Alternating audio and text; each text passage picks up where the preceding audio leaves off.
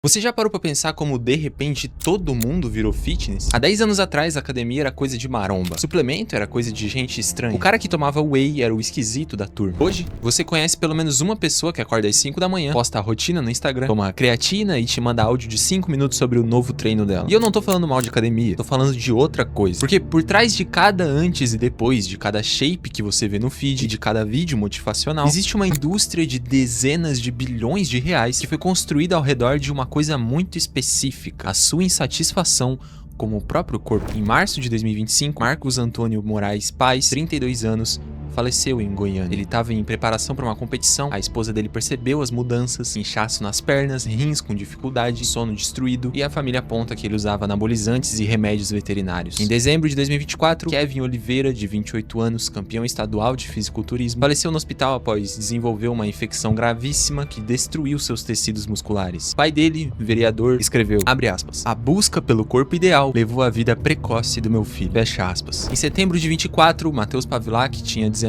anos e foi encontrado morto em sua casa em Blumenau, parada cardiorrespiratória durante o sono. Ele treinava, competia, tinha um mundo pela frente. Esse vídeo não é sobre treino, é sobre o sistema que existe entre você e esses corpos perfeitos. E quem lucra com cada degrau dessa escada. Olá amigos, só esclarecendo o óbvio aqui para alguns haters, eu não sou do mundo fitness, eu nunca fui de verdade, fui à academia por um tempo curto, depois parei, não tenho autoridade nenhuma para falar sobre como treinar ou o que tomar. Você provavelmente sabe mais sobre isso do que eu, mas eu também sei ler dados, e os dados sobre esse mercado contam uma história que vai muito além de treinos. Então é isso que eu vou fazer no vídeo de hoje, seguir os fatos, as reportagens e os números, sem fingir que sou algum tipo de especialista, mas também sem deixar de dizer o que os especialistas estão dizendo. E antes da gente se aprofundar aqui, eu gostaria de dizer que esse vídeo tem apoio da Nomad, uma fintech brasileira que oferece conta internacional nos Estados Unidos, sem taxa de abertura e sem mensalidade. Você baixa o app, se cadastra, adiciona a partir de R$50 e converte para dólar e pode ganhar até $20 de cashback. Só fica ligado que você tem 15 dias a partir da aprovação da conta para garantir isso. E ainda tem um cartão de débito internacional, físico e virtual para usar em qualquer lugar do mundo. Aponta a câmera pro QR Code que tá aqui na tela ou acesse o link da descrição e usa o código CELITO para apoiar meu trabalho aqui no canal. Agora, voltando ao vídeo, o Brasil tem hoje quase 60 mil academias ativas. Em 2019, para ter como referência, eram 30 mil. O número dobrou em 5 anos. Somos o segundo país com mais centro de atividade física no mundo, atrás somente dos Estados Unidos, por incrível que pareça. O mercado de suplementos movimentou 11 bilhões de reais em 2024. A Smart Fit encerrou 2024 com uma receita líquida de 5,4 bilhões de reais. Foi um crescimento de 31% do ano anterior. A Growth, uma empresa que provavelmente você conhece, é 100% online e foi fundada em 2009 e chegou a mais de 2 bilhões de faturamento em 2025, sem ter uma única loja física. Ninguém cresce assim por acidente. Mas a academia sempre teve um problema de imagem. Se a gente voltar um pouquinho no tempo lá para os anos 70, 80, a academia era um lugar sujo, escuro, frequentado por gente que a sociedade tratava como esquisita. O suplemento tinha basicamente a mesma aura. Whey era considerado bomba. Fisiculturista era burro e deslocado. Esse estereótipo era muito real e era um obstáculo enorme para qualquer empresa que quisesse escalar esse mercado. Então, veio uma decisão estratégica: trocar o público-alvo. Fisiculturista de verdade é um cliente péssimo para academia. Ele vai todos os dias, usa os aparelhos na capacidade máxima, gera manutenção e raramente precisa de um personal trainer. O cliente de verdade de uma academia é o Joãozinho do Projeto Verão. Ele vai lá em janeiro, motivado pelo final do ano, paga um plano anual, vai 3 vezes no ano e some. E o melhor ainda, ele continua pagando. Só que para atrair esse Joãozinho, a academia precisou deixar de parecer uma academia. Virou praticamente uma balada. Luz neon, espelhos do chão ao teto, música alta e um ambiente instagramável. O suplemento também precisou deixar de ser coisa de maromba. Tudo isso praticamente virou um estilo de vida, uma experiência. E aí entrou a peça central de toda essa mudança: os influenciadores. A lógica é simples e elegante. Se você quer que o público em geral frequente a academia e consuma suplemento, basta fazer isso parecer normal e desejável entre pessoas que as pessoas admiram. A Growth, por exemplo, entendeu isso antes de todo mundo. Em vez de patrocinar só atletas, foram atrás de influencers dos mais diferentes nichos, de cantor de rap a empresário e evangélicos, e fez o fitness aparecer no feed de todo tipo de pessoa. E quando o estilo de vida fitness começou a ser associado a pessoas bem-sucedidas, bonitas e interessantes, clientes de nichos completamente diferentes, o efeito foi uma avalanche. O fitness deixou de ser coisa de maromba, virou uma coisa normal e até mesmo necessária. Mas aqui tem uma parte da história que raramente aparece nessa conversa. E se você quiser ver até onde esse mercado chegou, basta olhar pro Rodrigo Pantera. A história dele é muito bonita e inspiradora. Ele era um feirante que cresceu com pouco e trabalhou muito e encontrou no fisiculturismo uma saída real, não só financeira, mas de identidade. Hoje, ele tem mais de 4 milhões de seguidores no Instagram e o título de campeão Mr. Olímpia 2025 do Brasil. É uma história de mudança de vida genuína. Eu não tô de jeito nenhum querendo tirar isso dele, nem desmerecer. Pelo contrário, eu acho muito foda mesmo. Mas o Pantera, além de tudo isso, também é outra coisa. O símbolo mais claro de onde esse padrão chegou. O shape dele há 10 anos seria visto como assustador. Hoje é aplaudido em arenas lotadas. Ele não é mais só um atleta de elite, é um produto de entretenimento pra massa. E isso diz muito mais sobre o mercado do que sobre ele. A linha entre esporte de elite e conteúdo de consumo sumiu. O que era uma exceção virou uma referência, e o que era referência virou um requisito mínimo pra se tornar relevante. Ninguém para pra perguntar, enquanto dá um like na foto do troféu, qual é o custo biológico pra manter esse padrão. Não só pra chegar lá, mas pra continuar existindo nesse nível, ano após ano, no mercado que não para de exigir mais. Essa pergunta eles não respondem. Mas os próximos atos aqui desse vídeo vão tentar. Gabriel Gunley tinha 21 anos, e era a prova viva que dava pra chegar longe sendo natural. Tem mais de 1 milhão de seguidores no Instagram, vídeos virais, leg press com 500 quilos, e um discurso de que tudo aquilo era apenas treino, dieta e disciplina. Ele virou referência para uma geração inteira de jovens que queriam acreditar que o corpo perfeito era possível sem precisar dos atalhos. Então, no ano passado aconteceram duas coisas. A primeira delas foi que o Gunley teve um episódio de compulsão alimentar após uma dieta extremamente restritiva para a competição e ganhou quase 20 quilos em 2 dias. O caso dele viralizou e abriu uma conversa muito importante. O que esse nível de restrição faz com o corpo e principalmente com a cabeça da pessoa? Depois disso, ele anunciou publicamente que tinha deixado de ser natural, que estava ciclando, o termo que é usado no meio para anabolizantes. Uma parte dos seguidores até entendeu, e a outra parte se sentiu traída. A internet foi a internet. Mas o que o caso Gunley revela não é sobre ele ser bonzinho ou não, é o que esse sistema cria. Um jovem que construiu uma audiência baseada na promessa de que você também pode, e que, quando chegou no limite do que o corpo natural permite, se viu diante de uma escolha que o próprio sistema empurrou ele a fazer. E essa escolha tem um degrau seguinte.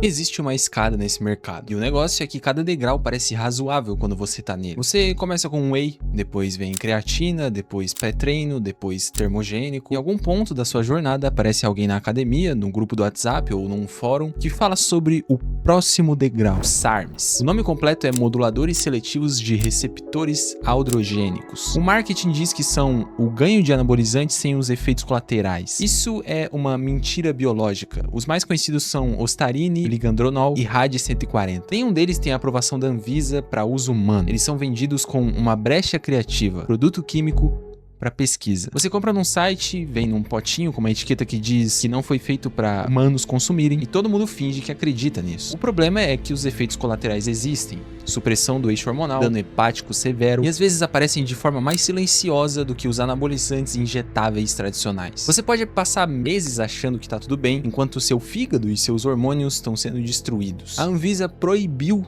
os SARMs em 2021. Hoje, em fevereiro de 2026, basta uma busca rápida para encontrar sites brasileiros vendendo abertamente. Os anabolizantes injetáveis são o topo da escada para a maioria. E aqui a conversa fica mais técnica, mas eu preciso tentar te explicar direito, porque é isso aqui que mata. Um coração saudável tem paredes musculares que se contraem e relaxam. Quando você treina muito, o coração se adapta. Ele cresce de forma saudável e fica mais eficiente. Isso é normal e bom, mas quando você abusa de hormônios anabolizantes, acontece outra coisa. As paredes do ventrículo esquerdo ficam tão grossas que sobra menos espaço para o sangue passar. O coração vira uma bomba relógio que não consegue relaxar direito. Isso gera as famosas arritmias. E arritmias fatais geralmente acontecem durante o sono, em repouso, sem aviso nenhum. É exatamente isso que especialistas acreditam que aconteceu com Matheus Pavilak, de apenas 19 anos. A dose de testosterona usada em reposição hormonal médica é de 100 a 150 mg por semana. Os fisiculturistas em preparação de competição costumam usar de 10 a 20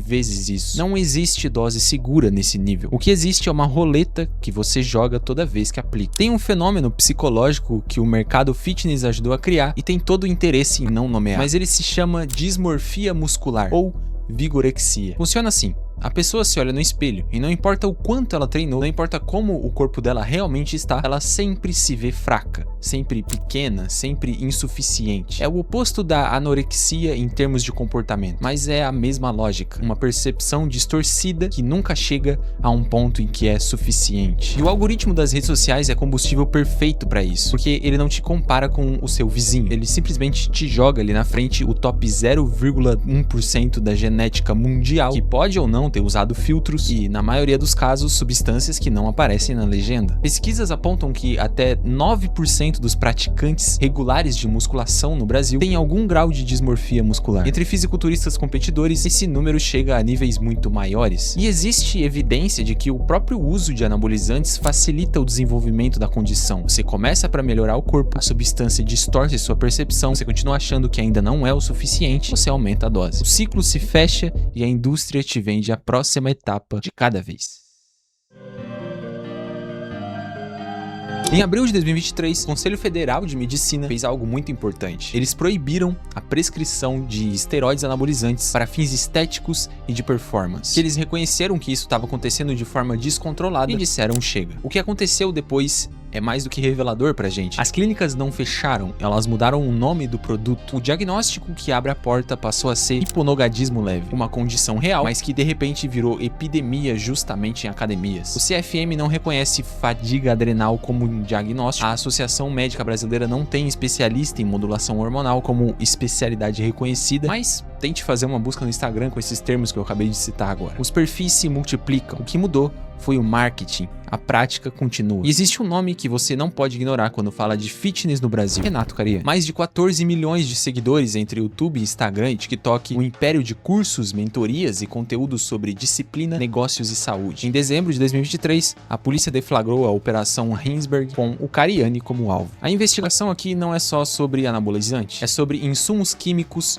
usados no refino da cocaína. Deixa eu explicar o que isso significa na prática, porque é muito importante. Para transformar a pasta base em cocaína refinada e para batizar a droga, ou seja, aumentar o volume sem perder o visual, o tráfico precisa de substâncias específicas. Acetona, éter etílico, ácido clorídrico, fenacetina e manitol são as principais. Se você assistiu Breaking Bad, você já está familiarizado com esses nomes. A fenacetina, por exemplo, tem um efeito analgésico leve e visualmente é quase idêntica à cocaína pura. Ela é usada literalmente para enganar o comprador final. A pessoa acha que está comprando produto puro e não tá. A PF identificou que a Anidrol, empresa da qual o Cariani é sócio, teria emitido notas fiscais fraudulentas simulando vendas legítimas, inclusive para farmacêuticas como a AstraZeneca, enquanto desviava insumos. Ao todo, cerca de 12 toneladas de material ao longo de 6 anos. Material suficiente para produzir mais de 15 toneladas de crack e cocaína. Em fevereiro de 24, o Cariani se tornou réu. Em dezembro de 25, o STF rejeitou por sua maioria o recurso da defesa que tentava suspender o processo. As audiências de instrução estão marcadas para 2026 agora. O Cariani sempre negou tudo. E a defesa dele sustenta que ele foi uma vítima da fraude. Isso aqui que eu acabei de narrar, claramente, é tudo pra justiça decidir. O que eu tô apontando é diferente. O homem que ajudou ou construiu um dos maiores impérios do fitness brasileiro, baseado em disciplina, saúde e integridade, responde hoje por tráfico equiparado, associação ao tráfico e lavagem de dinheiro. E o conteúdo dele continua sendo consumido normalmente por milhões de pessoas que não sabem disso. Tem uma estrutura elegante aqui nesse sistema. Na base, tá você, exposto todos os dias a corpos apresentados como meta, sem contexto de genética, de anos de treino ou do que mais está sendo usado. Um nível acima estão as academias. A Smart Fit não é só uma academia, é um negócio de real estate. O modelo de lucro delas não vem de quem treina, vem de quem paga e não vai. Se todos os alunos de uma unidade resolvessem aparecer ao mesmo tempo, a academia ia implodir. A taxa de desistência prevista é o negócio. Acima disso estão as marcas de suplemento, que crescem 35% ao ano, que agora estão verticalizando, compram desde a fabricação até a distribuição, criando um ecossistema onde você nunca sai da bolha deles. E no topo estão os influencers e as clínicas, pronto para monetizar cada degrau dessa escada. Eu podia ficar aqui mais meia hora te dando dados, mas o ponto é esse. Existem e infelizmente vão existir cada vez mais casos de mortes relacionadas a esse sistema. E ele não vai se responsabilizar por nenhum deles. As academias continuam abertas, as marcas continuam faturando e as pessoas continuam fingindo como se esse problema não existisse. Existe uma diferença enorme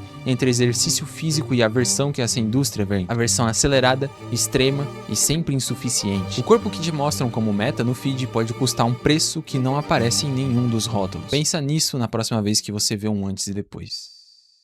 Enfim, eu sei que esse vídeo aqui é um pouquinho pesado e provavelmente você tá saindo daqui com uma visão um pouco mais sombria do mundo fitness do que quando entrou. Mas eu precisaria ser desonesto se não dissesse o seguinte também. A academia, no geral, já salvou a vida de muita gente. Tem estudo atrás de estudo mostrando que exercício físico regular reduz risco de depressão, de ansiedade, de doença cardiovascular, até mesmo de diabetes. A OMS recomenda, cardiologistas recomendam, psiquiatras recomendam. Não tem nenhum remédio no mundo com o perfil de benefício que o exercício tem. E isso não é só um papinho de influenciador, é um consenso científico. E tem gente que encontrou na academia exatamente o que o Rodrigo Pantera encontrou. Não só um shape, mas também um propósito, uma comunidade. Então não, eu não tô aqui dizendo pra você cancelar sua matrícula ou coisa do tipo. Tô te dizendo pra entrar com os olhos abertos. Ou se você já tá nesse meio, abrir mais ainda os olhos. Pra saber se esse sistema foi construído pra te fazer sentir que você nunca tá bom o suficiente. Porque insatisfação significa mais dinheiro pra essas marcas, pros produtos e pras academias e também pros influenciadores. Pra você entender que o antes e depois que te aparece no feed não conta a história toda. Pra você entender a diferença entre cuidar do seu corpo e destruir ele tentando alcançar um padrão que na verdade nem é real. Treino